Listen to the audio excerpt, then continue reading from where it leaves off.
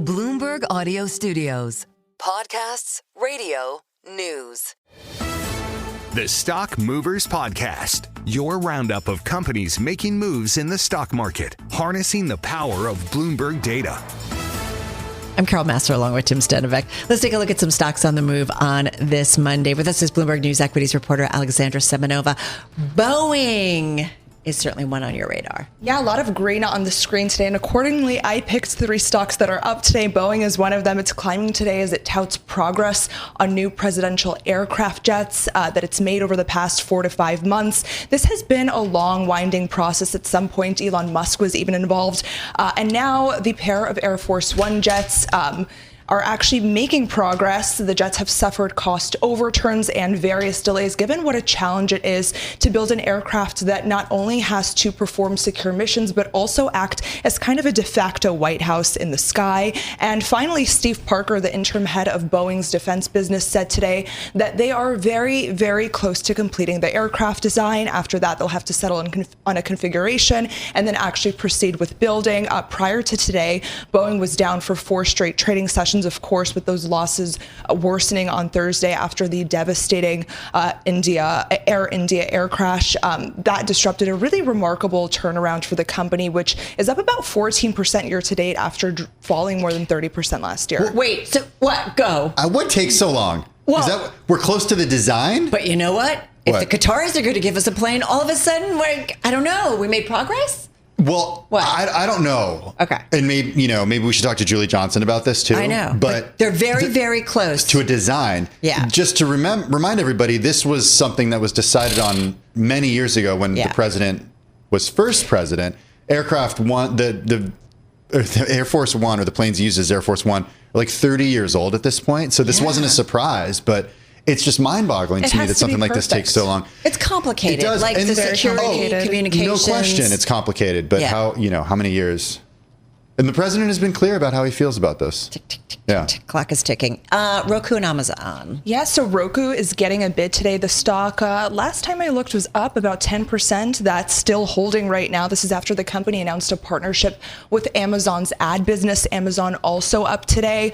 Basically, advertisers will now have access to more than 80% of households with a connected TV. The partnership is meant to enhance addressability across services, including Roku Channel and Prime Video. This is a great thing for advertisers and also for these companies. I always like to look at the Wall Street commentary. William Blair is very positive.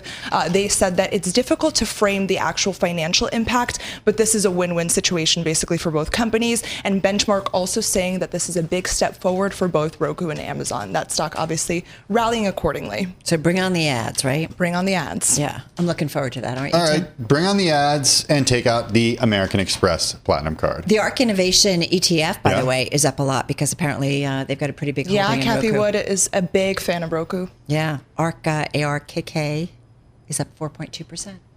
Okay. I'm just adding that in. Okay, look at that. It's a gift. You know, it's a day when there are no decliners. Even when profitless tech is doing well. Yes, exactly. There's a lot of euphoria out there. Exactly. Okay, let's get a little closer to earth. Talk about American Express, because maybe some news for those Platinum card holders. Yeah, so it is planning updates to its travel-focused Platinum credit card, calling it the largest investment ever. They increased the annual fee back in 2021 to $695, and ever since have been really struggling with a lot of competitors. JP Morgan Sapphire Reserve card, you have Capital One's Venture X Rewards card, but now this is meant to kind of help it in this really competitive landscape. Amex's group president for U.S. Consumer Services today said they're going to take these cards to a new level, not only in what they offer in travel and dining, but also in how they look and feel. So very curious to see what it will look like that is making it so magical and worth that $700 a year fee. My own theory is that there's going to be a price hike coming at some point.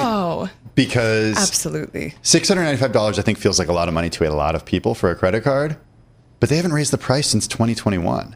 So if they come out and say, we're adding so much more, we're going to make it more valuable, in order to pay for that, we're going raise the price. Got to make sure you have the benefits that go along with it, because I think it's getting pretty competitive. I mean, anecdotally, anyone I know who has one seems to quite like it. But again, when you have JP Morgan and Capital One also rolling out really good cards with smaller fees and offering the same perks, it's a tough market. I will say Amex is really great when you've got a dispute, man. Oh, yeah. There's someone there, put the charge on hold. Like, it's pretty good stuff, right?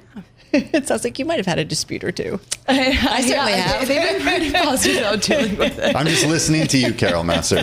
Bloomberg News equities reporter Alexandra Semenova. So appreciate it. The Stock Movers Podcast from Bloomberg Radio. Check back with us throughout the day for the latest roundup of companies making news on Wall Street. And for the latest market-moving headlines, listen to Bloomberg Radio live. Catch us on YouTube, Bloomberg.com, and on Apple CarPlay and Android Auto with the Bloomberg Business app.